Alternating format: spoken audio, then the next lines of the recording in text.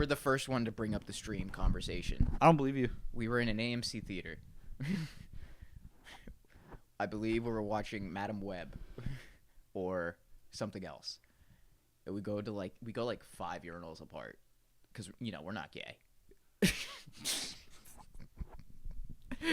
Every time we go and we're at urinals together, I want you to. I'm gonna stand right next to you. I'm gonna make sure my shoulder's touching yours from now on. And I'm gonna grab your. Shake it for me. Shake it.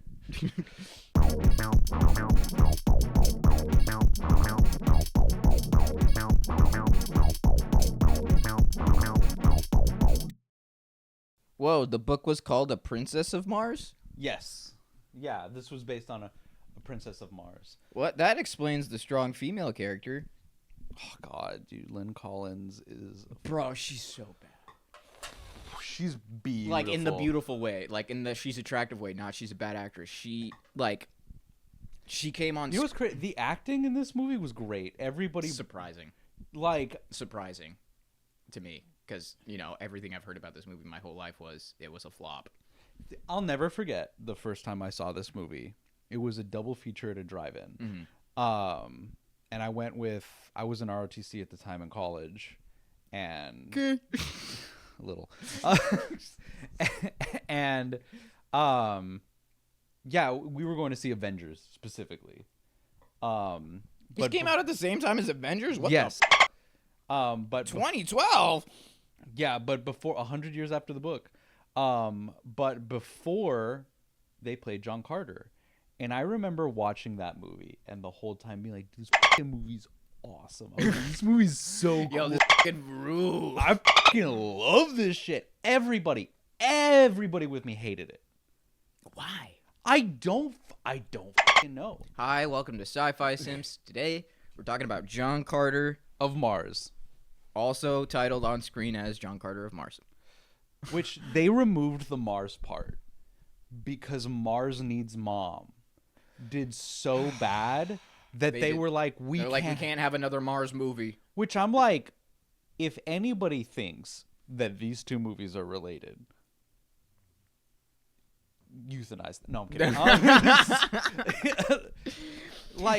These are so different. I don't think that we should adjust society for like people that kind of stupid. You know what I mean? Because that's like me as a kid wondering why the same character from one movie is in another movie with a different name. You know what I mean? Like, I mean, I thought he died, but he's still here in a different movie. Yeah, under a different name. What is that about, dude? So, like, man, being a kid. Okay, so first impression, you liked John Carter. Loved John Carter. I was I had never watched this movie before watching this for the show. My dad always said, "Yeah, I like John Carter. I don't know why it flopped." My dad always liked this movie, and so I'd always just stayed away from it because the reviews were bad. I'm just like, oh, okay. But then you explained to me because I knew nothing about it. You're like, no, this is based off of a book from over 100 years ago that literally started all of the sci-fi tropes that they're complaining about. It was the first one to do it. This is what everything's based off of. They have no right to bitch. And I'm like, okay, I'm going to walk in with that mindset. And that shit fucking ruled. That shit ruled. I don't know why this was a flop. I don't know why people call it bad. I was immediately hooked. I know people hate narration, but this narration was so it was quick. Great. This narration was very quick. It just set up what we needed to know, and it was done. Yeah. And then it was done. Like, and that's all we got. Also, was that Junie Cortez from Spy Kids? Yeah. I was like, wow, what are you doing here, bro? I don't know why in my brain I remembered it being Shia LaBeouf. I don't like, and I was kind of like, I was like not looking. It's funny because I was like, I'm really looking forward to rewatching this movie for the podcast, and not looking forward to watching Shia LaBeouf on screen because I do not like Shia LaBeouf Shia LaBeouf as a human being. Okay, yeah, like he's a little piece he's of out shit. There. He's out there. You haven't heard everything, I'm guessing. I haven't heard everything. I know he's not mentally well. Yeah, but some of the ways he's beaten women are just like, yeah, like, it's like, no, like, yeah, he's got mental health, still bad guy. But like, Transformers though. Yeah. Transformers was great. Transformers. He was and great in holes. Transformers. That's the thing. He's a shitty person. He's like Tom Cruise. Fuck that guy. But Have the you ever seen him acting, talk like on a red carpet interview? a few times. Yeah, bro, he is a robot. Well, like with pre-programmed lines. He's He'll answer questions. It's like, did that make sense for anybody but you? he is interesting. He's an interesting He's guy. interesting. I have a lot of respect for him because he does all As an actor, As yeah. an actor, like as a stunt performer.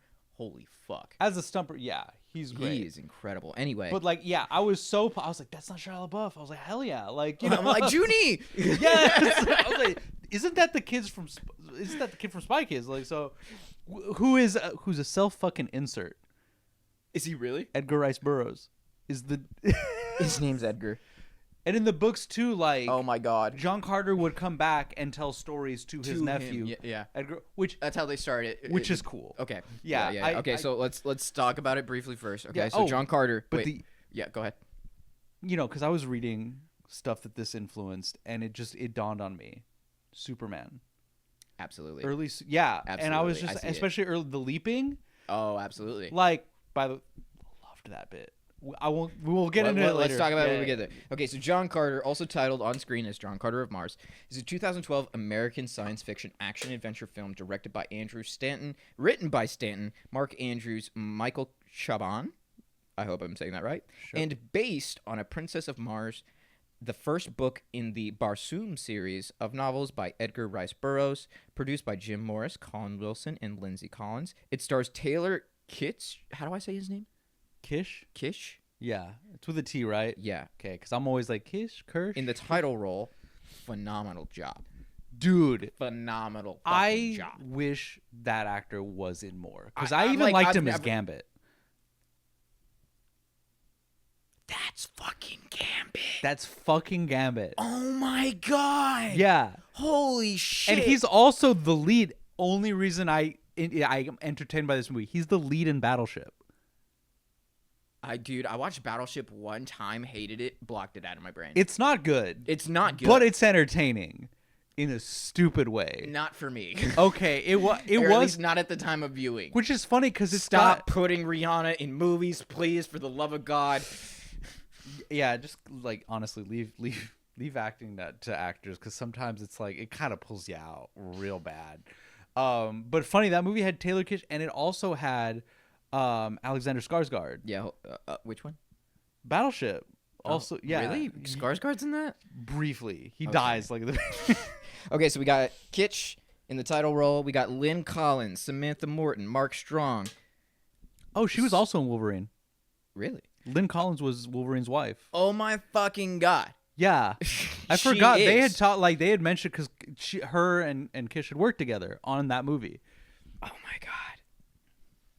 All right, a name I cannot pronounce. I'm very sorry. Saran Hins? I hope I'm saying that right. I'm very sorry. Ciaran Hinds, Thank you. is that who it is? Yeah. Okay. I've never heard or I've never read that name before or heard it. So Oh, okay, fair. dyslexia. Dominic West, James Purefoy? Dude, they look kind of the same to me, a little bit. Bro, they do. Okay, They do. so was it Dead ass. Because that Dead kind of ass. I was like this, And I think that's kind of a bit that they used later, and I'll bring that up. Okay, Bring that okay, up. okay. And of course we have Willem Dafoe.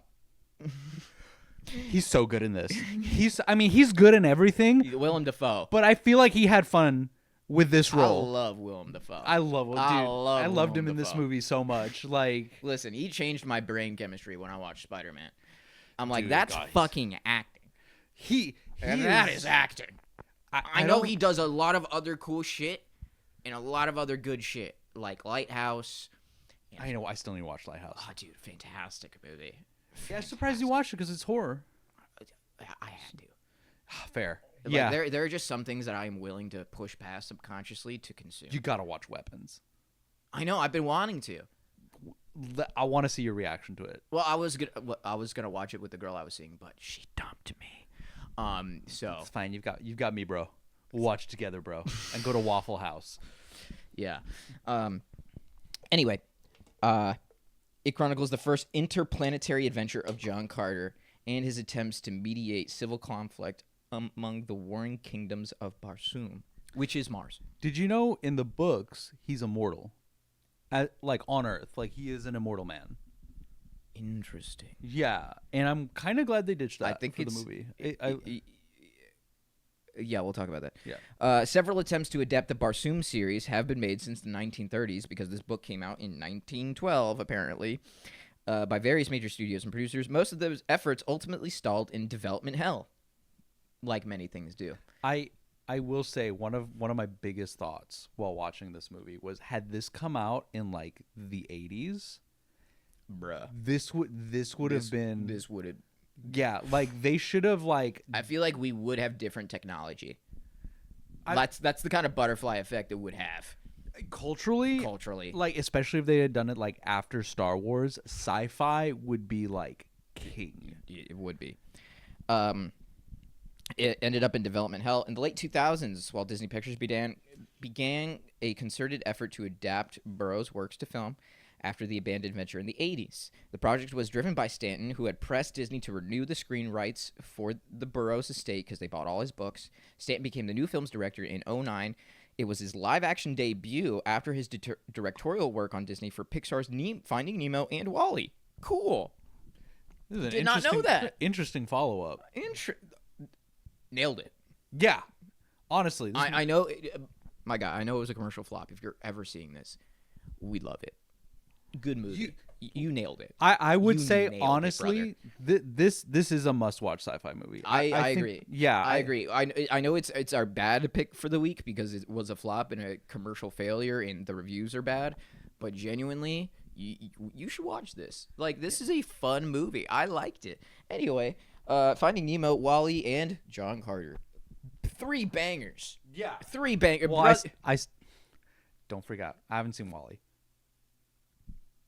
Never seen WALL-E. I'm putting it on the list. That's science fiction. I'm aware it's science fiction. I'm putting it on the list. I just haven't seen it. You haven't seen WALL-E? I have not seen Your WALL-E. anti-corpo ass has not seen WALL-E? Right? I still haven't seen You it. haven't seen WALL-E?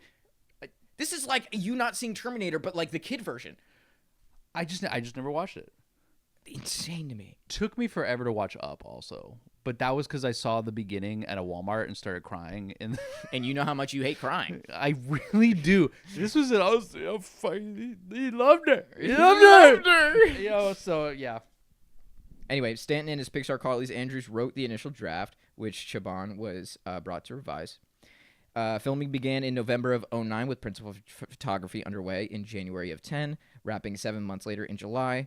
Michael Giacchino, I hope I'm saying that right, who scored many Pixar films, composed music, also pretty good. As with Pixar's Brave, the same year, film dedicated to the memory of Steve Jobs, who was a majority shareholder in Pixar prior to Disney's acquisition in 2006. Like, it's now not an Apple product that they're releasing. And like, look, guys, he gave us a lot of money. I guess, whatever.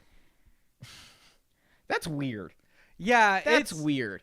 Just because he was a shareholder, really, he didn't work on the project. He didn't work on it, and I don't. Disney acquired Pixar in 2006, so he wasn't even. Yeah, like he helped get Pixar off the ground, I guess. But this isn't Pixar. That's just weird to me. It is weird. I mean, maybe the director, because he did 2 Pixar movies prior, had worked with him at some point or knew him. I don't know, but he didn't work on this project. So to me, yeah, no, if there's no degree of involvement, I'm not saying we shouldn't honor Steve Jobs in like the way he changed the world technology-wise. Don't get me wrong. You should watch the Michael Fassbender movie where he portrays Steve Jobs as an asshole. I still haven't seen that either. Very good. Your anti-corpo ass hasn't seen that one either. Yeah, I know, right?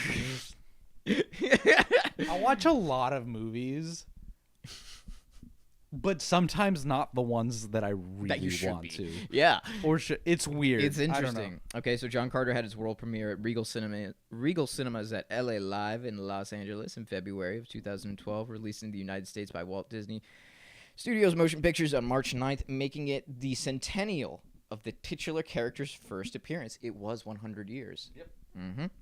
It presented in digital 3D, Real D 3D, and IMAX 3D platforms. John Carter received mixed reviews with praise for his visuals, the scoring and action sequences, but criticism of the characterization and the plot. Motherfucker, it was written in 1912 and was the first of its kind. That was the thing. It was the first of its kind. One of the reviews that fucking pissed me off. It's derivative. Derivative of what? Derivative of what? Derivative its of what? own thing, because it's the source material for all. James Cameron was inspired by fucking like Avatar was inspired by John Carter. Of course it was, bro. Of course it is. We wouldn't have Star Wars without John Carter. Like this, really, it is. Do your fucking research, film critic. Right, Pussy like for boy. real, and it's like, dude, it's such a good movie, and it's like, and don't get me wrong, there's cultural issues with it, and like We'll get to that. yeah, okay, okay. I was like, we got to talk about Edgar Rice Burroughs a little bit. Who, also, dude, that guy had 2 unbelievably influential works. He did Tarzan. Edgar Rice Burroughs is the creator of Tarzan. That's the Tarzan guy? Yes. That's on my shelf over there. I didn't even know that. Yeah, it's Edgar Rice Burroughs. Like he's responsible for Tarzan. Tight. Dude, yeah. Low key. Man's putting out Man's an bangers. icon. Man's putting out he is a bangers. part of history. He is a very Yes. major part of history. Yes. Like And I am upset at myself for not knowing this earlier. there was stuff, and that's also like I think part of the joy of doing this podcast is like Yeah. I'm getting to learn more about like the genre. So it's like learning more about what you love is always a great thing. Absolutely. And I love learning in general. yeah, Learning's fun. and I'm a this- teacher. I like learning. And this is just like I've been meaning to buy the books. Here's the thing. There's a specific Edition. version I want. Yeah. It's the Barnes and Noble one, but I really like the way that they did their leather bounds for it. And I've been trying to find it. I have not. It's like sold out. They for some reason that's the one they haven't restocked, and I'm like, eBay, brother. yeah, I'll probably find it like after we shoot. I want to read that. But yeah, no, derivative. Anyway, characterization plot. It failed in North American box office, but set an opening day record in Russia because they know what the fuck is up. Russians do know what's up, like When it comes for to sure. media. Yeah. It grossed $284 million worldwide at the box office, resulting in a $200 million write-down for Disney. Ooh. Yeah, the budget was 306.6, not including marketing. So we could probably They barely spent any fucking money on marketing. That was another one of the problems. Like, had they advertised this fucking movie, I remember the ads for this movie. I don't. I do. Because I walked into this because I started watching the movie and I'm like, where are the aliens? I learned about this movie from being at that drive-in theater. Oh no, I didn't know I remember anything this about movie it. being marketed. Okay. I specifically remember because I was going into this movie thinking, okay, I where did are read the a little aliens? bit. And the aliens don't come in for a bit. I did read though that the marketing was like because I was reading something about it is like they did not invest much in it. Like Probably not. And the Not as much trailers as they should. were bad. Yes. So 306 without marketing, we could probably assume that ended up being around 415. 100 million for marketing. So yeah, that $200 million write down, that's a fucking bomb. That's a fucking bomb. Undeserved bomb. Undeserved. That is I am a genuinely whale of a bomb. I'm genuinely upset we won't get the sequels. Yeah. They're supposed to be Becoming 3 one of the movies. biggest box office bombs in history. Also becoming the film with the world's largest estimated box office loss adjusted for inflation ever, losing between 149 and 265 million dollars. Damn. With a total cost of 350 million, including an estimated production budget of 263, it is one of the most expensive films ever made due to its box office at the time, because Avengers. Because Right. we can't pay Robert Downey Jr. less than $60 million for a movie anymore. You know what makes me really I don't know if that's an exaggeration or not, but they do pay him. No, he gets so paid, much like, fucking like a majority of those budgets now are just going to those people's pockets. Oh yeah, no, it's a lot on the actors, and not enough for the VFX artists, And not enough for everyone else. Yeah, everyone, literally. But also, I think the thing that makes me the most sad about this movie being a bomb is how good it is, and it's the Yeah, culmination of 100 years of like hype. You know, It kind of is. it kind and it was. and it was The and it shit was 80 gas. and it was 80 years. It was like an 80-year development, like from It was in different hands. development hell since the 30s. Yeah, In my opinion. and really wish, like I said, really wish it had been released like after Star Wars, so that because I'm surprised that no one was like, oh, Star Wars did well, we're all doing sci-fi. Let's do John Carter. Let's do one of the biggest sci-fi pieces like ever. Let's do the first sci-fi piece ever, essentially. Yeah, basically, and The first Western one, I should say. Yeah, 'Cause I don't know about anywhere else. And it was like you did, and then you finally do it in 2012, and it's good. It's good. This is a good fucking movie. I don't think people were ready. Actually, I think people were past ready. Like you said, I think we had already been exposed to too much like this. And that's why people saw it as derivative, like, oh, we've seen this before. Yeah, we've seen it before because this is what everything else is based off of. It's cliche. That's like calling Shakespeare cliche. Like, honestly, it's like, who do you think started like these tropes, these things? Like, it's literally, well, the Greeks and the Romans. Yeah, I mean, yeah, I misspoke on that. That's fair. I was about to say, brother, do not make me theater teacher you right now. Yeah, I did. I mean, yes, Shakespeare did do a lot, and he did change literature. But you know what I mean. You got the gist of it. Yes, I do get the gist of it. You didn't need to check me like that. No, you I know. piece I'm being of a shit. douche. I am being a pretentious douche right now. I will admit it. Yeah, but I'm like, I'm upset that we won't get the sequel. Like, I'm honestly Yeah, due to its heartbroken. box office performance, Disney canceled the plans for Gods of Mars and Warlord of Mars. Those sound cool.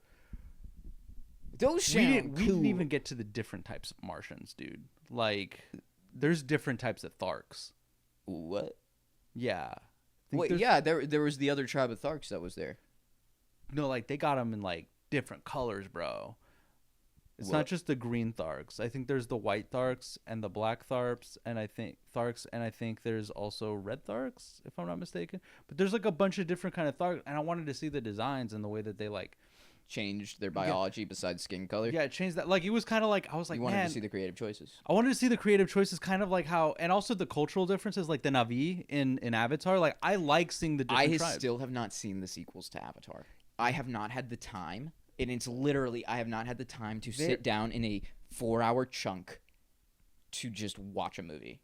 Like, I have not. They are James Cameron. You can tell, And I'm upset that I did not have the time to go watch them in theaters the way they're intended to be experienced. oh, yeah, dude, On a you really- large screen. You really. I mean, we have this projector here, so it's kind of, We comparable. eventually, I'm sure we'll do Avatar. We'll do. Once he finishes the saga, we can do a special. Okay, Because he said he's going to stop at what, 5? I think 5. Okay. And he's on what, 4 right now? 3 have come out. 3 have come out. 3 have come out. He's working on If 4. the world's still around in the next 5 years, Honestly, God. 'cause what's going on right now? Let's not get into that. I don't want to Yeah, get existential. we'll just get mad. But yeah, it was a planned trilogy from Stanton. He's like, yeah, we're going to do a fucking trilogy. Shit's going to be cool. Much of the film's failure had been attributed to its promotion, which had been called one of the worst marketing campaigns in movie history, like you said. I specifically remember the marketing, but then again, it was 2012. I was 14, 15 when this came out, so my memory is not the best. It's been well past a decade. So, yeah, that is it's a 132-minute runtime. Any other initial thoughts that you want to start with before we get into the plot of this bad boy? Oh, I think there were a few things. Because I truly had, like, the expectations I went into this were Maggie really likes this movie and thinks it's underrated. My dad also likes this movie and thinks it's underrated. He did not understand why it was a failure. I remember he asked me to watch it with him one time. He's like, hey, I'm going to watch John Carter. Just because, he likes to watch movies too in his spare time. He puts them on in the background when he works and stuff. And I was just like, oh, no, don't like it. I'm like, I heard it wasn't good. He's like, no, I like it. And because my dad is my dad, and sometimes he misses. They put a teaser trailer on Good Morning America that spent more time showing Times Square than Mars, which I will say I hate that. I loved the way that they displayed Mars in this movie, that it wasn't like a really boring, just red desert everywhere. Like, I really loved the setting of this movie. Also, one of the things that I guess didn't surprise me. Oh yeah, one of the things I want to get into before the movie, it's mentioned in the movie, but I think we should talk about it before, is this is a Confederate soldier. Right? Yeah, that is immediately what caught me off guard. I'm like, what? This boy's from the South, right after the Civil War, huh? And one of the things that, because it was a creative decision, they were like, it's going to be a problem with modern audiences. And because Edgar Rice Burroughs, he was a eugenicist. He was a racist. Like, he was a product of his time. Yeah, I'm like, that also was pretty normal back then. Super, and I mean this like just as a matter of fact, he's a super patriot. This guy was like old as hell when World War II broke out. He's like, put me in there, like. So, also he wrote John Carter because he was like, oh man, these are like the serials that were going on. He's like, oh yeah, anybody could do this shit. Like, literally, Loki created one of the greatest things of all time. It literally just became the GOAT. Which, guys, if you have an idea that you think is great, you think is good, just put it out there. Do it. What do you think we're doing? Do it. Especially, we have no idea if people are going to enjoy this. Right? Yeah, we have no idea. But you know what? In an era where everybody's making AI slop, just get out there. Anything's better than AI slop. Anything. Also, literally. Sam Sulik, if you see this clip right now, I am so fucking disappointed in you. You are so disappointing. What you're doing with AI to promote your new fucking company and shit. I don't know why you're using AI. I don't know if it's because you're afraid of acting, or you don't want to put in the effort of acting, or you don't want to spend money on producing commercials. I just take it they're like cheap pieces of crap. Like, there's no excuse. There's not an excuse for this. There is no excuse for this, Sam. Because and I understand. Like, the only time I say understand in the loosest possible term. It's when people are like forced to use it for like work, because like a lot of tech companies, they like shove it down your throat. Yes. And it's integrated. No, but this is a into choice that he is making to use AI for creative content. It's the most upsetting thing. I'm like, you're trying to like market a product, like you're trying to make money, and off we of know this. everyone can tell it's AI. That's the thing. I remember when the first one dropped, I was like, this motherfucker made an AI ad. Yeah, and that's all the comments is just like, bro fell off, AI, and it's just anyway. And Edgar Rice Burroughs was like, anybody can write these. Dude, if you have an idea, just do it. Just try, man. And like, it's crazy. So like, he was a Confederate, and like, so the choice they made is like, we want to show him as someone who like is appalled by war. And I that was a really good choice. Yes, I didn't like. I felt like they should have shown him regretting his part in the war. They really should have like delved into that and made him a little bit more anti-war. I think seeing him in the Civil War, probably would have cemented that more, not just the post of like. And we'll get into that scene, but like, I wanted to see like show him fighting in the Civil War and seeing like. He's on the wrong side, and like being like, no, like I can't do this and stuff like that, because I kind of get that because it did come off like it's implied that is the choice that he made, and that's why he's doing what he's doing, when he literally refuses to side with anybody. He's like, I'm not fighting for anybody ever again. Like, we get that through the movie, but I agree with you. It should have been shown a little more. You know what? We'll touch on that when we get to the scene with his wife and kid, the flashbacks. Like, because I want to address something more, but I think we could get into the movie. All right. Yeah, I think we're good to go. I forgot he's a self-insert. In 1881, Edgar Rice Burroughs, the author self-insert, arrives at the estate of his recently deceased uncle, John Carter. After the beautiful exposition. It doesn't start. Okay, so let's start with the beautiful exposition, okay? Because it doesn't start there. The movie opens on Mars. We get the narrator saying, hey, this is Mars, but they call it Basum. And it explains helium and Theragun, I think, or Zodanga, yeah.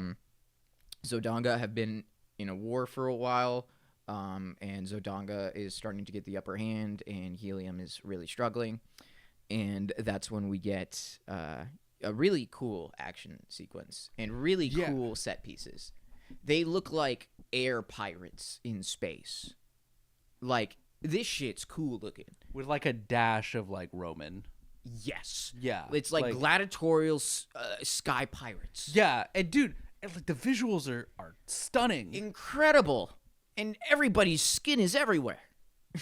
This is where he gets the super weapon. Yeah, this is the first. And then so they clash, right? They're fighting. Yeah. And then we see what appears to be some kind of ethereal being coming in and giving the leader of the Theragans some kind of blue super weapon thing. And he's like, I am from the goddess that they worship. Everybody on the planet worships. He's like, I am from the goddess, and she has chosen you to wield the weapon and turn tides of war. Isis. Yeah. And so they get the thingy, and then we cut back to the Helium kingdom, where that's just what we get so far. Yeah, we get to see the super weapon. We see the super weapon. We see the little blue. How did you feel about the design? Because I thought it was interesting, but I was like, I wish at this it was unique. It was unique. It was unique. I'd never seen anything like it. Yeah, I liked it. I appreciated it more later in the movie when they explain the ninth ray. I think it did confuse me a little, the whole ninth ray stuff. Fair. I didn't understand the mumbo jumbo science. So I took it as like how, like we have like different kinds of light and radiation, and this one is like basically it's for them it's like cold fusion. Basically, I was just like, okay, this is just a super interesting type of energy that kind of solves all the problems that everybody thinks it will. Like this is just an exposition on that, So we get that, and he gets the super weapon, and then we cut to Earth in 1881. Edgar Rice Burroughs arrives at the estate of his recently deceased uncle John Carter, a former American Civil War Confederate Army captain who died suddenly under mysterious circumstances. Per Carter's instructions, the body is put in a tomb that can be unlocked only from the inside. We don't know that yet. His attorney gives Carter's personal journal to Burroughs, to whom Carter bequeathed his entire will. Like, literally, he gave everything to his nephew. And his nephew, he opens the journal. Well, first, actually, before we get all that, it says it's 1881, and we actually see John summoning Ned. Edgar, he calls him Ned. We see him sending a telegram. Dear Ned, come immediately. I'm sending for doctors and things. And we get somebody watching him when he's sending the telegram, and we don't know who that is yet. Oh, yeah, a little stalker dude. Yeah, we get a little stalker guy outside. And then that's when we see Ned show up. John's already dead. And he starts reading the journal that he left him. And it starts with the exposition. He's like, my dear nephew Ned. He's like, I know I've told you many stories before, and you would always listen to me. He's like, and so I know some of them didn't sound true, but what I'm about to tell you is absolutely true, and it's crazy.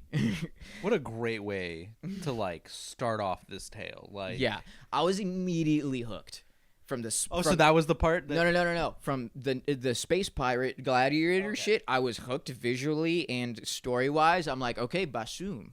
All right, well, here we are. Damn it, Maggie recommended another banger. Damn, we got another banger.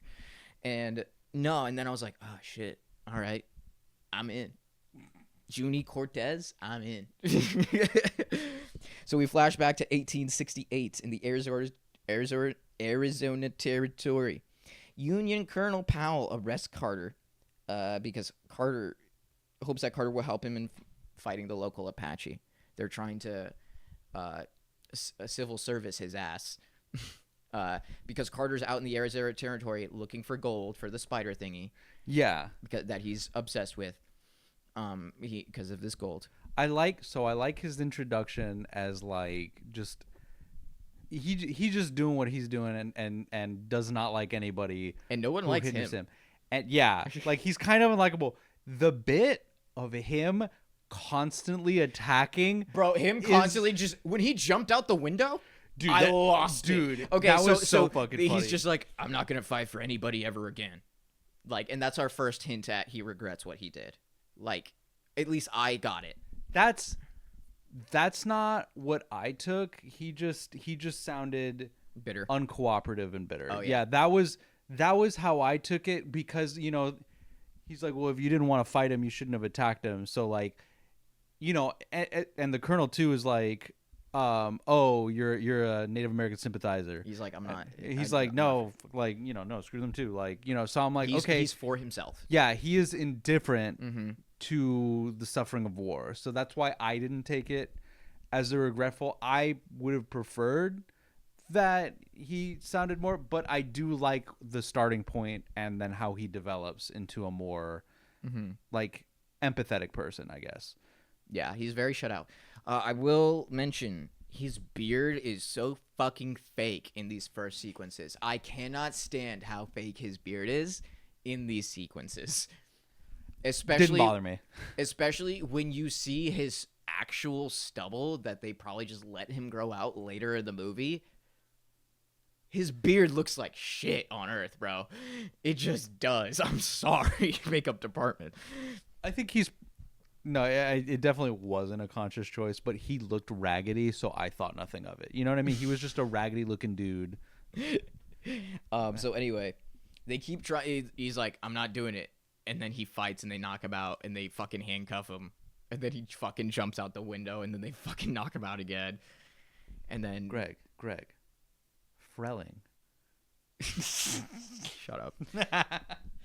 So then, it's fine. And then they eventually go out. They run into a group of Apaches. John's like talking to them. What's he saying? He's like, hold on. And then one of the fucking Union guys is too squirrely. Yeah. Too fucking squirrely and shoots just one of the Native Americans. He's like having a car. He's like, dude, like chill out. I don't want to get shot, so let me communicate. And then one of them just fucking shoots. John takes off, obviously. Bryan Cranston, which by the way, Bryan Cranston, that was interesting. I did not realize that was Bryan Cranston until you just said it. Yeah. Are you serious? Yeah. I did. Yeah. No, I was like, why is Walter White in here? Why is Walter White here? Jesse. Jesse, we have to go to Mars. No, he was pissing me. Mr. White. He was pissing me off. He's like, what's he say? Dude, I'm in the middle of a conversation. Shut the fuck up. I'm in the middle of a conversation. Can you let me communicate with these people so that we don't get shot? And then this is the part So where they run into the mountains. He chases him. He goes back to save the Union guy, Bryan Cranston. They're hiding. The Native Americans follow them, and then we're about to gang up on them. They back off because they see something above them. A spider. The sign of the spider. And then they're like, oh, bad. And then John's like, oh, the sign of the spider. Like, that's on my gold. I'm going up there. So they go up there, and that's when we see our first Thern. Thern, yeah. Thern. That's where we see our first Thern. Our first theremin. Like. He appears at the caves, and he's surprised with the two men, and he attacks them with a knife. Except Carter shoots his ass. Yeah. He pops him. He pops him. And then oh yeah, while he's saying the thing to transport back, and he grabs the medallion, and then he is unwittingly transported to the ruined and dying planet of Barsoom, known to Carter as Mars. Mm-hmm. All right, but he doesn't know he's on Mars yet. He has no idea where he is. And then we get a really cute sequence of him relearning how to walk. Dude, that's such a funny scene. I loved that part. It was so funny. Because the gravity and everything is different, and his bones are denser, and his muscles are stronger because he's from Earth. Bro's basically Superman. Yeah, And he literally like tries to push himself up, and he fucking pushes himself way off the launches himself. So he's literally relearning how to walk and bound and run and jump. And we get this nice, cute little sequence, but he left the medallion behind. Oh, no. Right? And then, Carter's jumping around, and he jumps over to the egg patch. Oh, yeah, with the little baby Tharks. With the baby Tharks. And he hears the baby Tharks hatching inside, and he looks inside, and he's like, what the fuck are those things? I will say... hilarious that he's like, okay, I can't walk, but I can skip. Yeah, he's just bounding. Yeah. The only thing I felt like was that he adjusted a little too quickly, because then he's just good. Like, and he would have been, And that's not like really a complaint. Like it didn't ruin the movie, but I felt like it would have been a little bit interesting To see him struggle a little more throughout. like just through a third of the movie, like, you know, just kind of like in little ways, less and less as it goes on. Like, yeah, get the main part out of the way in this montage, but then like But still have him tripping around. yeah, and I guess they kind of did with like the strength and stuff like that. Yeah, when he fucking one punches somebody. Yeah. We'll get to that. Yeah. So they discover John at the egg hatching, because the men are showing up because the eggs are hatching. We got to go get the eggs. And then they discover John, and then the Jedak of the Tharks. When he sees them hatch, where the hell am I? He's like, where the hell am I? And that's when the Tharks pull up, and then their Jedak, Tars, is just like, yo, stop. He's like, go around. He takes off all his weapons, and he puts up all 4 of his hands. And he's like, hey, it's chill. Tars, the white man, I'm Tars. And then John explains that he's like, I'm John Carter from Virginia. And he's like, Virginia. That He calls him Virginia for the rest of the fucking movie. No, for like at least half. No, he doesn't not call him Virginia. At the end. Well, he starts calling him Jedak later. Yeah, he calls him the Jedak because he is. Yeah. He's the Jedak. You're right. Yeah. But like, yeah, that was one of my favorite bits. He's like, no, my name's not Virginia. That's where I'm from. And he's like, yes, Virginia. And then the sock. Yeah, the whole little jump thing. I love that he has 4 arms. Dude, it really helps. Yeah, and they look alien in a very like, oh, this is cool. I can see something developing to look like this. I loved the differences. Like I was like, did you know that one version of this movie would have had practical effects for the aliens? And I was like, that wouldn't have worked because of the 9 foot. That was what I read. Like it was like, yeah, they're 9 too feet tall. Yeah, and they could have Battlefield Earth. I was about to say we saw how that worked out in Battlefield Earth. Go check out our Battlefield Earth episode. No, you know what? No, they could have just cast a shorter lead and then cast the same guy from the Alien movie. Tom Cruise could have just been.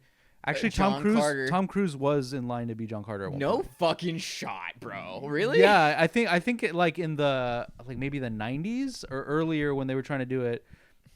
I believe Tom Cruise was attached to this movie. Okay. But once we get past the plot, I think there's more in the wiki that we can expand on. So he's like white man, not like the red men of Mars, because the other humanoids are red. The people from Helium and Theragon are red, and that is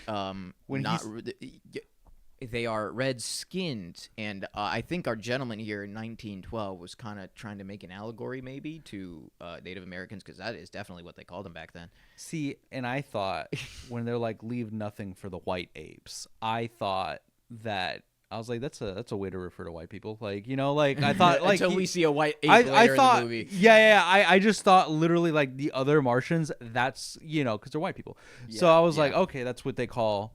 That's what they called the humans. Yeah. So I thought the same thing initially as well. Yeah. But no, they referred to the Mars humans as the Redskins. Which also which is insane. Which kind of like, it's Mars, the red planet. It's Mars, the red planet. So I'm like, but that's the thing. They're just kind of tan. Yeah, they're just a little orange, like Mediterranean tan, with a little more orange. And they do have red tattooing on them, and I will say that. But definitely, I feel like if you're gonna go that direction and you're gonna call them that, you gotta make them red. Actually red. Like red people. Like red. Like not pink. Maybe a little darker pink. No, I totally get you. They cannot. Like Red Hulk. A little lighter, but yes, it has to be red. We can't just make them racially ambiguous. Yeah, they need to really stop doing it. Like, dude, if you're gonna make them alien, make them alien. Don't make them alien, please. Like it didn't come off good upon initial watch. I'm like, oh, people don't say that anymore. Yeah, you kind of got to understand this was written in 1912, and they didn't want to change. And then then it came out in 2012, and people were still slanging around the F slur like crazy. Yeah. The Washington Commanders were still the Washington Redskins at that time. Oh yeah, that's right. Man, it took them a little too long to change. I think they went. I think there's a campaign to change it back. Yeah. And it's stupid. Listen, I'm not. Anyway, anyway, so they grab John and they clean up. They bring John back to their village. This is also a good look at like their culture. Yes. The kind of. So I mean, that felt Spartan. The killing the unhatched. Yes, felt very. They're like, hey, they're not strong Yeah. enough to hatch. That means that they're not strong enough to live. Just end it. Which, yeah, makes sense, I guess, for them. No, because I'm like, well, when were they laying? Because like maybe the ones that hatched were just laying earlier. You idiots! Like, no, I think they're all laying and incubated at the same time and stuff, or at least that's what it sounds like. And then they bring them back to the village, and then that's when all the women are like scrambling to take a baby. That's how they do it. They don't know who is who, and that's kind of like the horde community, and that's why they don't know who is whose biological parents, because they're all a horde and they're all a community, and that's what makes them strong. I didn't like that one bitch alien who was mean to Sola. Yeah, I was like, to be fair, she is the village fuck up. She Yeah. has all of the burn scars from fucking up. So that is our first introduction of, this is not our most reliable character. Johnny, See, I just thought they were just mean and like. well, John immediately clocks her. He's like, why do you have all those markings? And they don't. Yeah. Like Dude, him being like treated like the rest of the like babies was funny. and then This washing movie's him. funny. I like that they couldn't take off his cowboy boots, so they just leave him on. Dude, that shit got me laughing. This movie is funny. This movie is funny. Like it's genuinely funny. You were snoring on the couch last night when I was finishing up. I chuckled a few times, like pretty loud, and I took off my headphones to see if you heard me, and you're like, I was really tired. you were tired, bro. But yeah, dude, no, like that part was so funny, and I really like the spiritual element. Like they give him, the drink. And Yes, they give him the drink of speak or understanding or whatever. Yeah. The drink of language. And that was so cool to me. Like just that conceptually, like now you are tied to the land and you can understand the language. Yep. And that spiritual element that kind of lends more credibility to their myth. You know what I mean? Like it's like, And I'm sad that it probably would have been exposed more in the next two movies, their mythology. and Gods stuff. of Mars would have been. I feel like Gods of Mars. I need to would've read this. ruled. I'm Would have ruled. I don't really have money, but I'm gonna affirm Princess of Mars because like I really want to read what happens, and this part is kind of like really making me curious. Like, what are the differences between like The tribes. Yeah, And so we get that introduction, and also we get the introduction to the weird dog alien who really likes John. I would die for Woola. Yeah. Like I love that dog. And then we cut back to elsewhere on Barsum. The red Martian cities of Helium and Zodanga have been at war for 1,000 years. Saab Than, Jedak of Zodanga, armed with a special weapon obtained from Thurn leader Matai Shang, played by that one guy whose name Mark is Strong. Thank you. Love that guy. He's such a good villain, and I'm mad Love that guy. that I have to go on a tangent. I'm so upset that the writing for the Green Lantern movie was so bad because Mark Strong as Sinestro, perfect casting. And you didn't remember that? Well, Sinestro was just CGI the whole fucking time, so I didn't realize that was him. It's the voice, like the yeah. I mean, like I could tell. The only one that's not. I mean, also obviously, like That movie's Michael just Clark a CGI Duncan. fucking mess. I don't want to remember it anyway. If they had just done the villain better and closer to the comics, would have been a good movie, and maybe a little less cheese on Ryan Reynolds.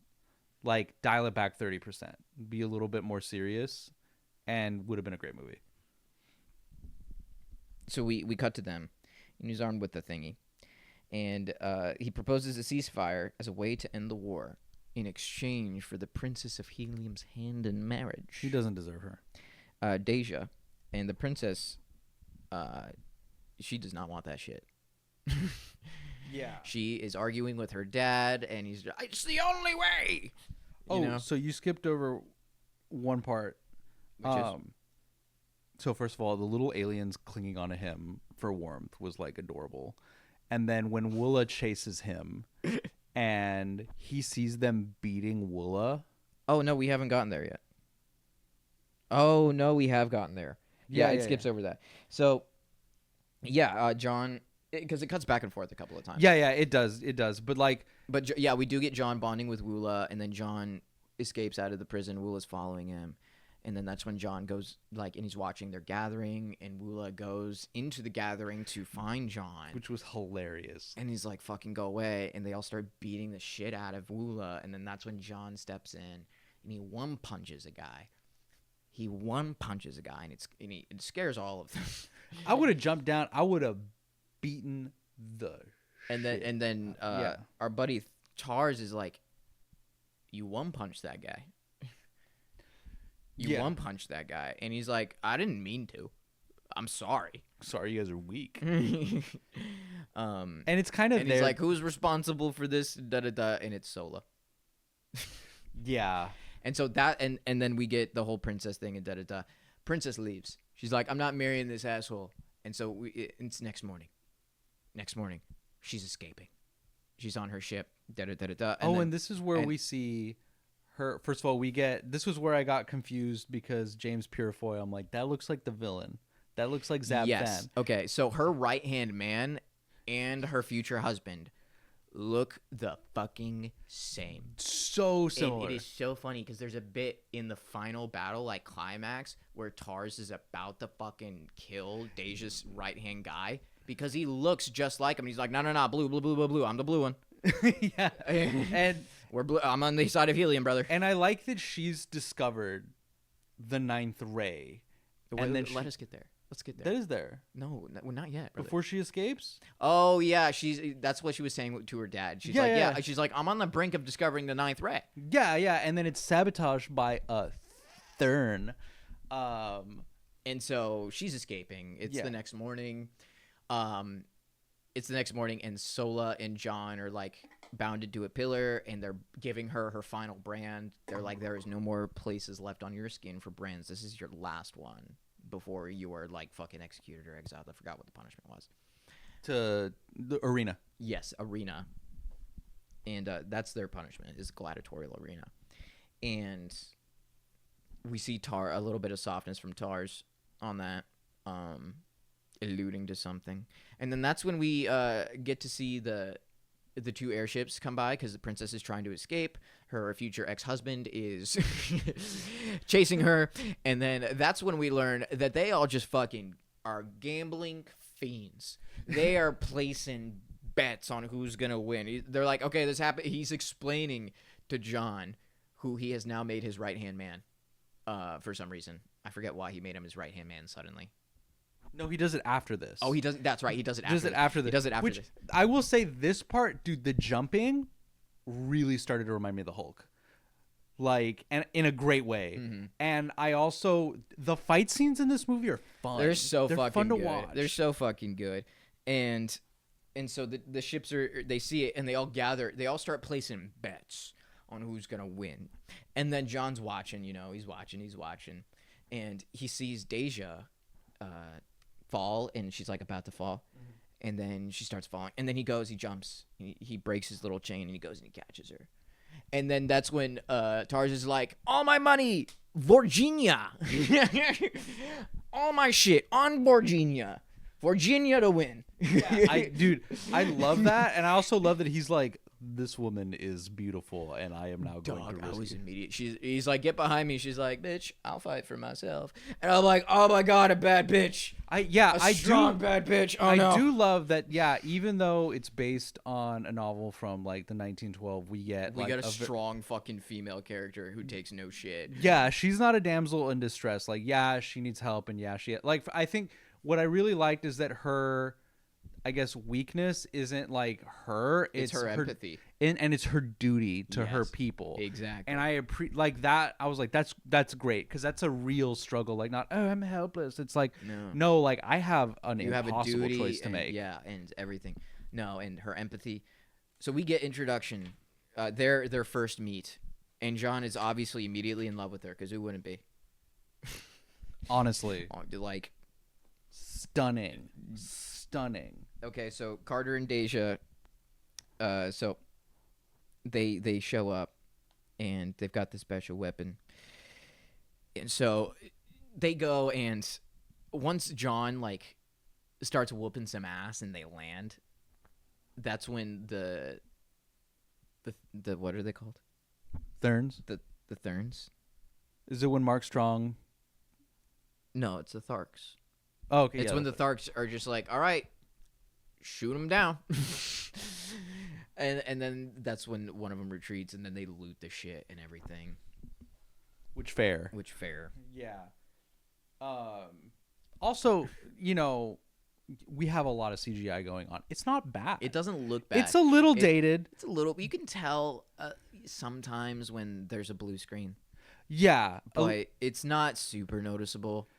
And it doesn't look jarring. It doesn't pull me out of the movie at any point. No. Like I enjoy visually this movie it does hold up. It does look good. Mm-hmm. And I think it'll continue to age in a way that you're like, yes, I can tell this is from the past, but it still looks great. Yeah. So after that whole thing, they make him the right hand. Yes. They consider Deja John's property. Dojat Soul. It doesn't say it in the thing, which is why I'm having to say it from memory. Because from there, it just says that Princess escapes rescued by Carter, and that they get banished. So I have to go through all this stuff that is in between that. So I know that. So he gets named the right hand, and then as he's trying to explain to Deja and shit that he's from Earth, she's explaining the Ninth Ray shit, and then when they show the symbols, that's when they start going towards the temple. Yeah, and Sola is trying to stop them because it is sacred. She's like, you motherfuckers, I'm responsible for you. You cannot go in there. They will kill me. Yeah, but before that, I did appreciate it. It spoke to his character because, like, he saves her, and then she's trying to get his help. And he's like, he acts selfish. But then when he's like, if you don't become my right hand, I cannot guarantee the safety of the Red Woman. Yes, that's right. And he's like, okay. And I really like that because you can tell it's like he does care. He does want to open himself up. Mm-hmm. But, he's traumatized. Like, he's hurt. He's hurt. And I like the way that they showed it in that scene before, they go to the temple. And then they go to the temple, and then Sola's desperately trying to stop them because they're fucking being blasphemous. And, of course, they get caught. And, the Jedak is upset. Tars. He's like, what the fuck is wrong with you? You knew she only had one last chance, and you fucking... And he's like, oh, that's your daughter. He's like, how did you know? He's like, dude, call it a father's intuition. And that's when we learned that John himself was once a father. And we're like, oh, there's a little something right there. So that's when, they're all being set up to be put in the gladiator thing. Tars lets him go. Yeah, and I appreciated that. Like, Tars is like, I understand that I am the father of the Horde. Mm-hmm. And the way that he framed it, that, like, that's the last that's left of, like, my love. Mm-hmm. It was beautiful. Yeah, it was. I appreciated it. So that's when they start going to a sacred river to find the Ninth Ray thing to send John back to Earth. Oh, yeah. And I like that Deja tries to, like, reroute them. Yeah, and Deja's like, yes, I know the way. And then Sola clocks her ass. She's like, no, we're going in this direction. It should be in the other direction. And John's like, you're taking us to Helium. Yeah. Like, Sola says it to John first. She's like, yo, she's lying to us. And then John handles it. Yeah. And he's just like, all right, fucking. and then that's when they start turning around and they leave her. And then why? Because she breaks down and she comes forward about like, her fears and her reservations about everything and kind of the weight of it all. Yeah. And how she's supposed to be getting married and blah, blah, blah. Which I hate Sabthan. He is such like like a slimy little shit. Yeah. He's such a warlord. You know what I mean? Very much. And so they go to the river where the pilgrimage happens. And Deja's like, it's not real. I loved the setting. Oh, yeah. For that. I thought that design of like the hollow shit and the way it moved and things. That's where I appreciated the weapon more because I'm like, okay, I understand this. It looks weird and it looks like this because this is like a different type of structure. And then once I understood what like the way that it builds and stuff like that is supposed to represent and like that kind of, I guess, branch of technology, it made me appreciate it more. And this part really kind of like pulled me in even further to the movie. I was like, oh, I want to know more. Yeah. And then that's when, John and Deja are in that structured thing. They're talking about the ninth ray. She's making all these discoveries. Oh my gosh, this is how it works. Da da da da da da. And then when they're leaving, they get attacked by another group of Tharks. Another group of Tharks under the influence of Arthurn. Mark. They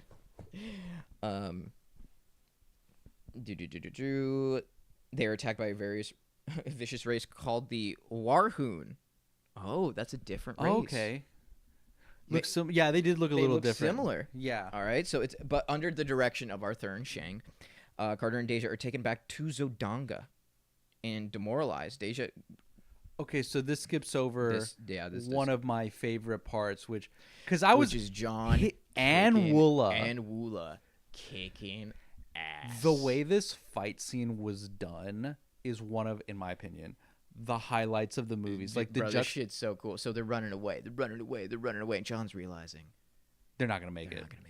Yeah.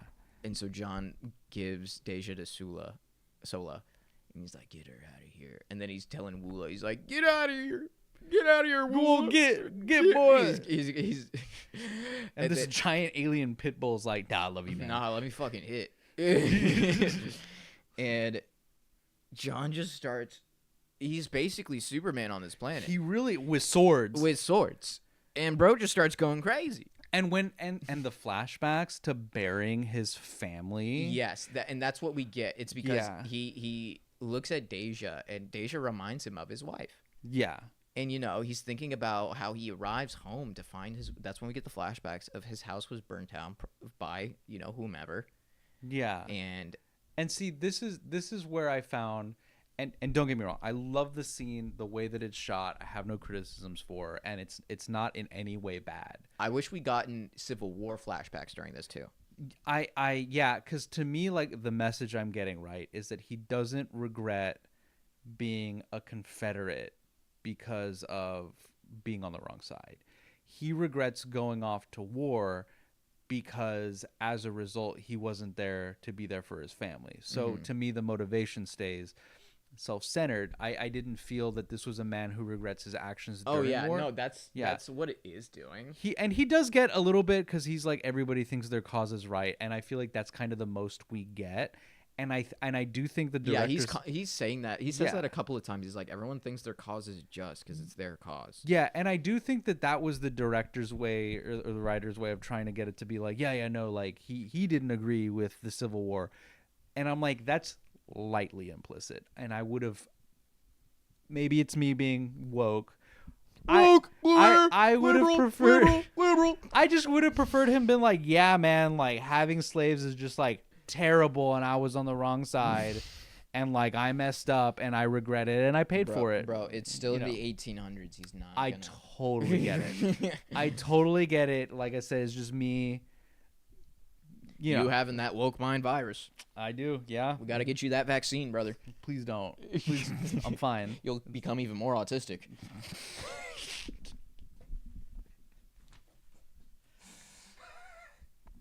That was from the Tylenol. PM? Yes. That's why I'm always sleepy. I hate you so much. Dude, right I am not coordinated today. Cut that out. I'm not cutting that out. Fuck man. You. That's the second time you've hurt the leaves. I'm ashamed. You're lucky this isn't a real fucking plant. This plant would be fucking dead. I missed your hand and just hit. You hit the plant. I literally held out my hand. I wasn't even watching. You just hit that shit. Dude, and I thought I was like on course. I was not. I'll bring my Dune popcorn bucket and leave it here. Don't leave that popcorn bucket here. Do not fuck. Do not leave the that popcorn. Don't leave it here. It's not a Shy Halusi, bro. It's just a popcorn bucket. Not if I say so. Like, you don't already have one. I don't. I don't have a popcorn bucket. Anyway, so we get back to John, kicks ass. And that's when the king shows up of Helium. Yes. He shows up to save his daughter and shit. But he shows up with future ex-husband. Yeah. And she immediately tries to kill his ass. She's better than me. I would have lopped his head off immediately. I would have just cut his head off. Like, there would have been no... Yeah. The movie would have ended right there. Because she's like, he tried to kill me, and then this guy came and got me. And he's like, no, he explained everything to me. He was just worried about your safety. Okay, dudes. He's like, no, here, have my sword. My life is yours. And she's about to like fucking. She's like, whatever. She has that moment. She's like, I have to do it for my people. Yeah, she is very noble. Mm-hmm. Like, I'm like, you're better than me. You like flat out, because like, bro, my people are going to war. Like, I'm not marrying this dude. So she begrudgingly agrees to marry him. Gives Carter instructions, to use the medallion to return to Earth. Oh my God, this skips over so much, bro. Because it's a lot, and so it is. It's a lot, and so they take him back to Theragon. John wakes up in his little thing. He's like, am I in helium? And they start scoffing at him. They're like, helium, that piece of shit place? Oh, you're in Zedanga. You're in Zedanga, bitch. And then her right hand comes in as John is waking up. And he's like, hey, we have orders to move him here and here and here. They're like, we didn't get such orders. He's like, well, you're getting them now, bitches. This scene was so funny. It was so corny in a good way. In the best way possible. He walks up to John. He's like, so what do you do? And he's like, take me hostage. Yeah, dude, and when he's like... And John's like, what? He's like, take me hostage. He's like jiggling his sword a little bit. He's like, are you okay? He just doesn't take the opportunity. He's like, dude, are you okay? And he's like, dumbass. And he does it himself. Dude. He's like, oh no, he's taking me hostage. He's holding up his own sword very clearly and like trying to grab John's hand and do it. It's so goofy. And I love it. I loved the way that it was done. It was dumb in a good way. And as they're running through the halls, there's a madman on the loose with this sword. Carter, this way. There's a madman. It was so good. I do love James Purefoy's like his acting here. Like he is because I've seen him as a lead in a few rom-coms. Like the guy is charming. He's charming, and I loved him in this scene especially. I was really glad that they cast him. Yeah. I could leave or take Dominic Fike, the Sab Fans actor. Like he's good. He's doing great performance. He's doing the villain thing. But like if I had to choose between one or the other because they look similar, I'm sticking with Purefoy. And so they get to like the rooftop, and he's just like, "Yo, she told me you can make it there." And he's like, "She told you I can make that?" And he's like, "What? You a little pussy?" Yeah, he basically toxic mans him into doing it. And also they needed to escape. I guess we'll die here. It's fine. Guess we'll die here. It's fine. Cool, pussy boy. And then so they barely make the jump. Yeah, I do like that he like fall and then jump back up. Oh, immediately the recoil. Yeah, and he sees her and he's like, "God damn, you're beautiful." Oh, I was melting at her in that dress. I was like, "You the high slits and and she's like, "I hate it. It's their dress." And she looks hot, and then they talk alone. He's got his little medallion thing. She tells him the words to go home and stuff, and we don't know if he's going home. And he's like, all right, you know what to do to your people. It's going to be fine, and blah, blah, blah. And then that's when the people bust in, and John's gone. And she's like, yeah, I guess I am alone. I'm such a dirty little simp. Like, should have been like, will you stay and fight this war and slaughter? Yes, absolutely. I think you're the good guy. I think you have a just cause, and you can be honeypotted so easy. Not by a Zionist. Sorry, no, don't matter. As right after that Gene commercial came out, I'm like, I am no longer attracted to Sydney Sweeney. Bro, dude, when that Gene commercial came out and we weren't like speaking at the time, I was just like, man, this must be devastating for him. It was. I was like, I had the biggest crush. I thought Sydney Sweeney's beautiful, but I am no longer attracted to her because that was such on the nose. Whatever. We don't need to get into it. I would not be honeypotted by Zionists. Anyway, so John decides not to leave, and he's like, you know what? I'm going to go get the green guys. The Tharks, yeah. The Tharks. I'm going to go get the Tharks. And so he goes back, and he returns to discover that Tars is no longer in charge. But before that, before God, the Wikipedia skips over a lot. The Wikipedia sucks, bro. So this is the point where he gets kidnapped by the villain. That's right. He gets kidnapped by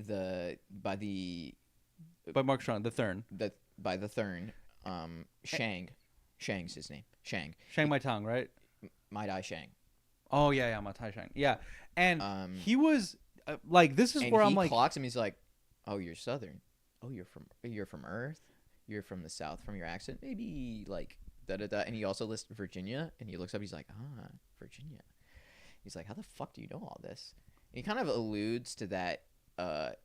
They are a race that they don't serve the goddess. And that's kind of just an illusion. They're shepherds of history, and I was like, this is diabolical. You're like, we determine the course of when planets rise and fall. We take their resources and do all the shit. And I was like, what do you mean by you feed off it? Like, in what way? I know. I want to know. I want to know. And now we got to read the books. And the comics. Comics? Yeah, dude. And so Shang takes him through the city for the wedding procession and stuff, and makes him watch. And he uses his little technology, ninth ray shit, to make sure John can't talk and stuff, and call out to her, "You're beautiful." And so John does find a way to escape. Yeah, Woola shows up, comes and bites. I think he bites the thing that he's using to control. Yeah, he eventually finds John, because Woola follows him everywhere. He finds John, and he attacks Shang, and then John is released from like the ninth ray shit, and that's when he makes his escape on a little flying machine. Yeah, and then they go and to then get the Tharks. he goes back to the Tharks with the little flying machine. Oh, and also Sola waiting to save John, like, and going back to Zendanga with Woola. I was like, man, Sola's awesome. Sola is a little ditzy, but she's awesome. It's she's such a great character, and I'm so glad that they didn't just have her as like, to further the plot. Like I do feel she's like she is essential. Like, and I love her character. So we get back, and then he realizes Tarz is no longer in charge. It's the other guy, and then they put them in the gladiator cage with Tarz, and then that's when we get the introduction to white apes who would have eaten the babies. And John defeats the white apes because he's fucking John Carter of Mars. That fight scene was good. Cool. That shit was cool. Yeah, that's all I can say. Go watch it. This shit's cool, man. Him fighting two white apes was awesome. This shit's cool, man. And then he challenges the guy. He's like, right of challenge. He's like, you don't have the right of challenge. He's like, I am the right arm, bitch. It also reminded me of Star Wars, the gladiator scene. A little bit. Attack of the Clones, a little bit. Yeah, it's kind of like the Attack of the Clones. Like, I wanna read the books to see, like, I was like, did they take inspiration from, like, Attack of the Clones in like the direction for this scene, or was that written like that in the books? And George Lucas was like, "Yeah, I gotta put that. I gotta put that in there." And then he challenges him. He's like, "You don't have the right to challenge." He's like, "I am the right hands." And he's like, "Fine, bet." And as he's jumping down into the gladiator pit to fight him, John jumps back to meet him, cuts his fucking head off immediately, just fucking, and everyone goes crazy, chanting Virginia. Dude, Virginia, this scene Virginia, Virginia. Also, Virginia. The bad Thark, that's Sandman. Nice. That's Thomas Hayden Church, yeah. Of course it is. Nice. Yeah. No, dude, this scene was so high. This scene was, first of all, them chanting Virginia.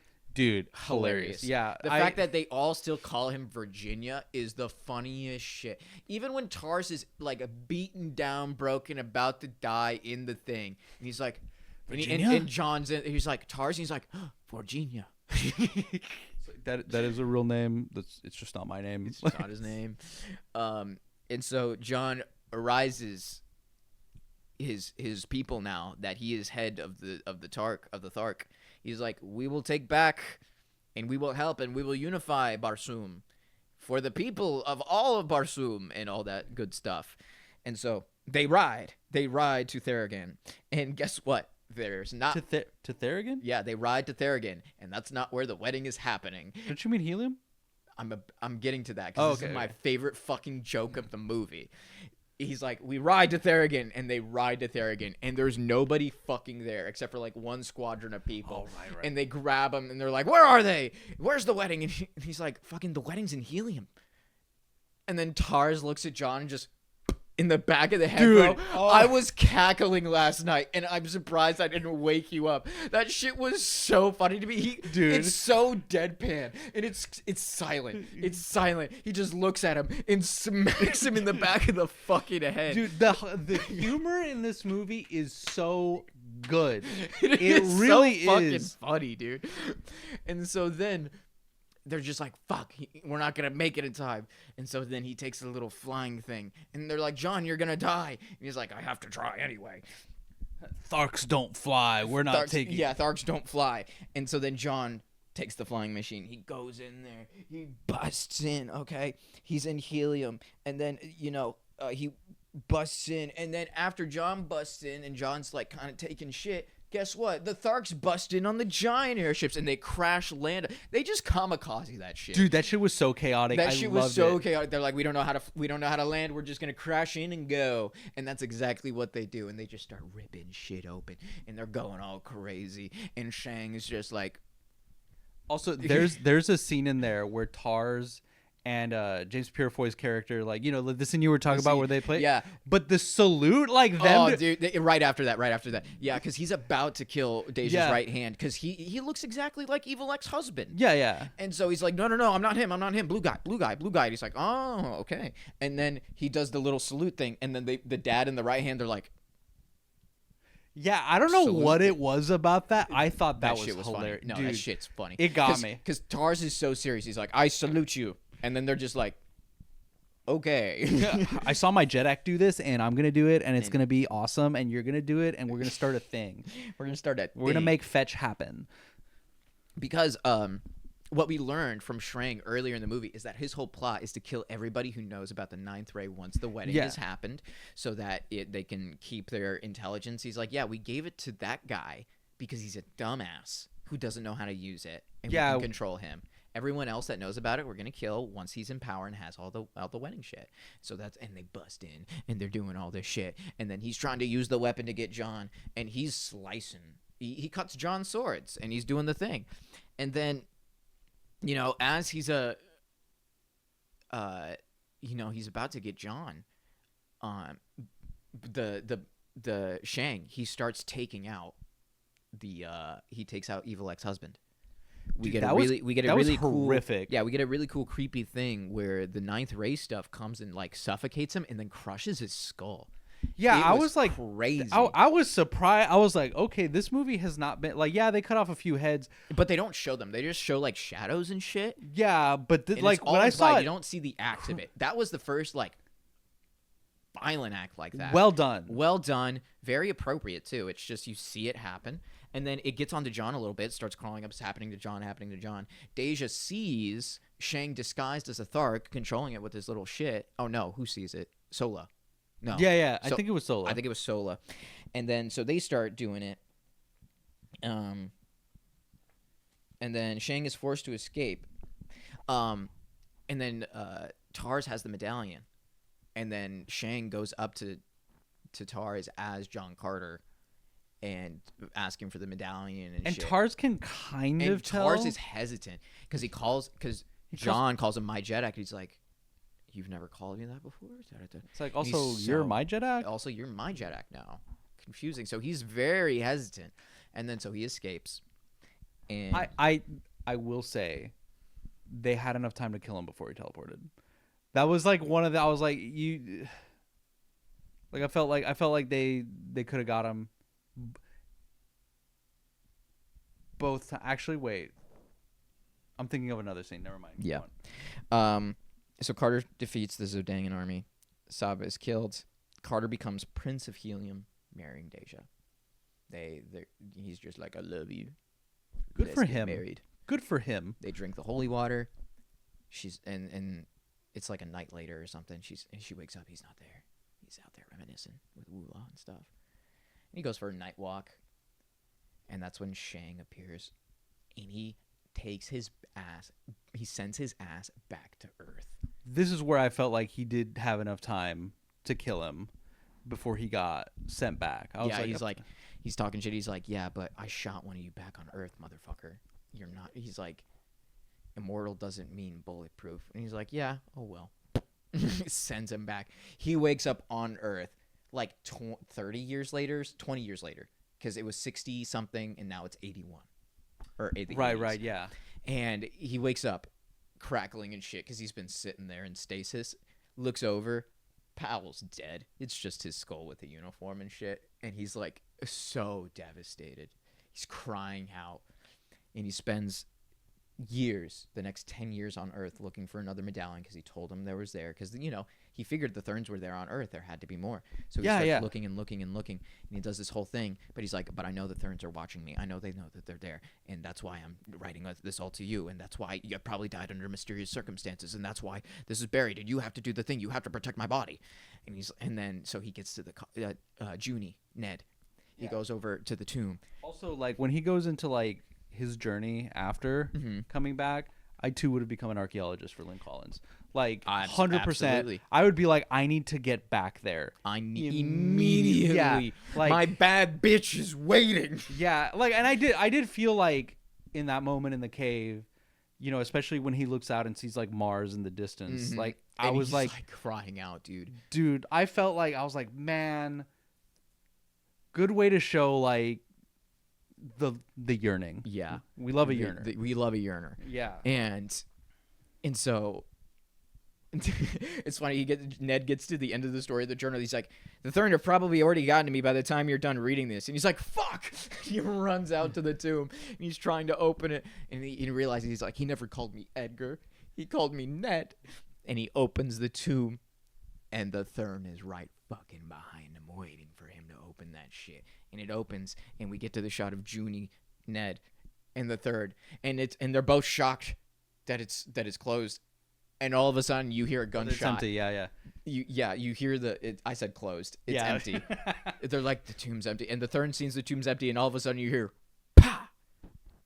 John Carter, dude, using pufferfish venom, like I was like, he's like, yeah, I used pufferfish shit. He's like, he's like, thank you. He's like, wait, you used me as bait? He's like, yeah, this was the only way for me to get a thing. He's like, I had to lure them here. I had to make them think that they could get me. Yeah. And I really liked hearing his plan and seeing the payoff. It was good. It was well done. It was well done. And then he's like, Ned, you put me back in there, and you watch my body. You don't let anybody in there for the end of time. Yeah. He's like, you guard me while I go back to my woman. And I know in the books, if I'm remembering correctly, he can just do it. Like he can just go back, like transfer his consciousness, and that's cool as fuck. And he comes back and tells Edgar Rice Burroughs. He also self-inserts in the books, by the way. Yes, tells his nephew is his yeah, self-insert. Yeah. So, and then we get this nice shot of Mars, and it says John Carter of Mars. Such a good movie. It was fun to watch. The set pieces are good. The visuals do age well. There's only a few moments where I'm like, they're on a blue screen, but I didn't care. Also, you can tell the cast, it was a labor of love. The performances were surprisingly good. They were great. I think Lynn Collins stopped smoking for this movie. Nice. Yeah, because if I remember correctly, Taylor Kitsch was like, if you get this part, you can't smoke anymore. You're gonna have to quit, and she did. Yeah, because he's like, I'm not kissing you. Smoker. Not kissing, smoke bath. Well, dude, that was a big thing on How I Met Your Mother. Really? Yeah. The woman who played Lily, who was on, Buffy and Charmed and all that, she hated kissing Jason Segel because he was an on and off smoker. Okay. And so, like, she's like, you got to stop. And he would stop for a while, and then he'd pick it back up and all that other stuff. I don't mind. I've dated women who smoke cigarettes. I do not mind. Oh, I thought, like, I wouldn't mind kissing Jason Segel. I wouldn't mind kissing Jason Segel either. He's a Muppet. Is he a man or is he a Muppet? I don't know. I love Forgetting Sarah Marshall. Good movie. But yeah, John Carter was a fun fucking ride. I was immediately hooked. I don't understand. I understand why it was received the way it was received. By the general public.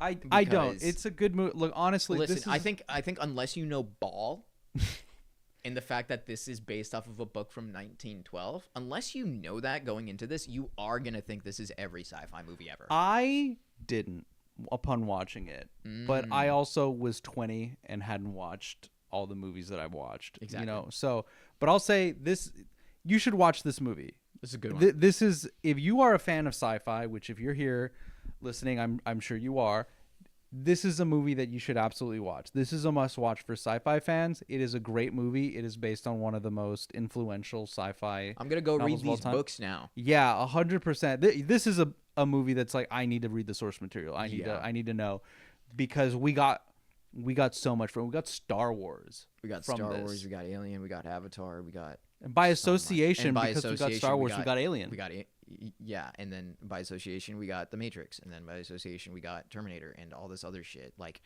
this is kind of the thing that kickstarted shit, and so you kind of recognize that. And the shit's good. Like, yes, it hits the traditional story beats. Yes, for you woke mind virus out there, it is a white savior. 100% is a white savior movie. They're like, the white skinned one. They literally call him that.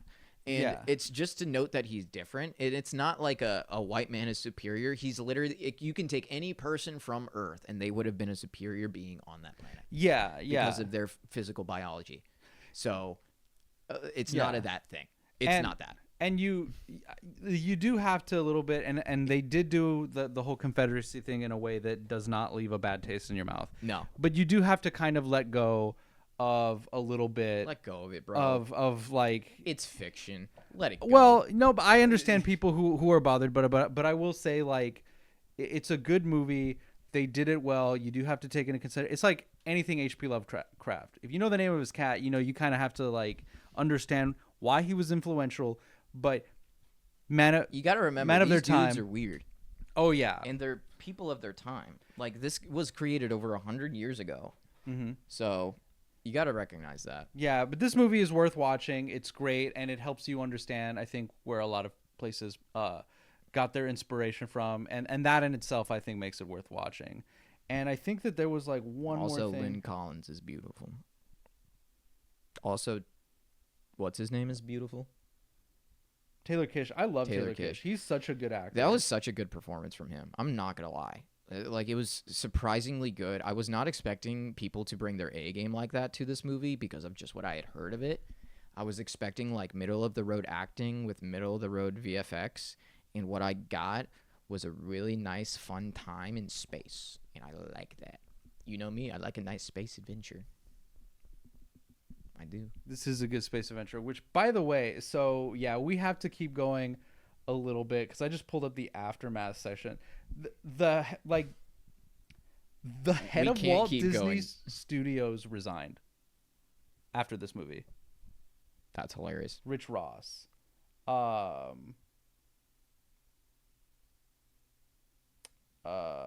yeah, are we out of time? Yeah, we are. We can't do another Brazil, can we? No, we can't, dude.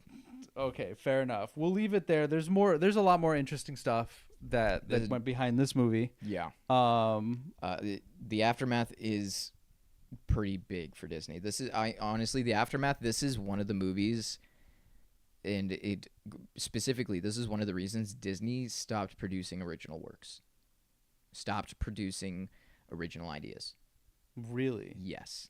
That's what the aftermath of this is. This was one of those tales in Hollywood that it's like, even if we take an existing IP that's already like known, we can't like do it. We have to do what has already been working. And that's why when Avengers dropped, they're like, we gotta milk this shit. And that's when they started pumping out the continuous shit and just redoing things. Which is funny because they've been, dude, I'm like, Quantumania was awful. Yeah. But it was a part of the larger MCU, and they used that to make money. But it was so bad. Yeah. Most of they're kind of recovering, but there were a few years where it's like, God, you guys cannot make a good movie anymore because you're trying too hard to be safe. And I think that yeah, and it's a massive trend right now. No one wants to take a risk on shit, and it's I hate that because it's so limiting to art. Yeah, you got to take chances. But anyway, if you want to watch John Carter of Mars, it's available on Disney Plus. Gross. I do not condone piracy, but I will say I do not like the conglomerate of the Disney Corporation, so do what you want. We're going to go watch this on Patreon, patreon.com/Sci-Fi Simps. It's just $5 extra a month, and you get 4 bonus episodes. That's $1.25 an episode where you get to watch movies along with us. It's super fun. And enjoy if you enjoy Mystery Science Yeah, Theater 3000. it's very much Mystery Science Theater 3000. It's like you're hanging out with your friends, and we're talking over the movie. Yeah. And we're just goofing and gabbing. I will say, you can definitely tell how good a movie is by how quiet we Dude, get sometimes. It's so funny because if you're already on our Patreon, yeah, there are moments in Predator, in Alien, in Brazil, in Ghost in the Shell, where we're just fucking awestruck. like the shit's just good. We don't want to talk over the good stuff.